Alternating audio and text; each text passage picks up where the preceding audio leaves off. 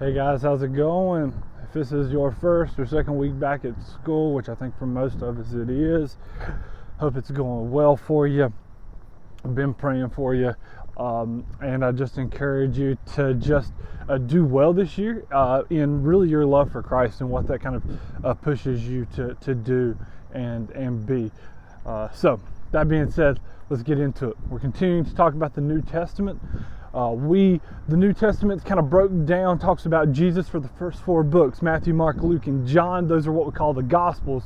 The fifth book takes what the four previous books did, and then it keeps going. So the first four books is the life and ministry of Jesus Christ. They end with him saying, hey, take this gospel to the world.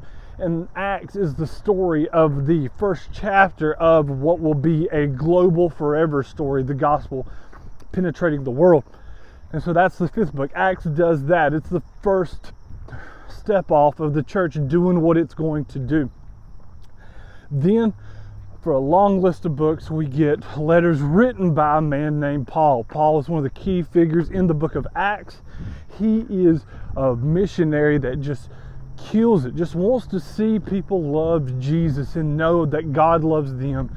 And he sent his son to pay a debt they couldn't pay. So we get him writing to the church in Rome and Romans, and we get Acts, 1st and 2nd Corinthians, Galatians, Ephesians, Philippians, Colossians. And so now we're going to look at 1st Thessalonians. Paul would write to the church in Thessalonica twice at least that we know of. That's 1st and 2nd Thessalonians. So today we're looking at number 1, 1st Thessalonians. 1st Thessalonians can be broken down really into three main headings, three things that Paul's writing to this church to emphasize. And the first thing, and the context of this that he sets up at the very beginning is that this is a church that is being absolutely decimated because they love Jesus. Because they live in a culture that says you got to worship a lot of gods, and that none of those gods can be seen as bigger than our ruler Caesar. To say, no, there is one God, and he sits on the throne of all the universe. That definitely puts him above Caesar, and that's Jesus. The church was getting hammered.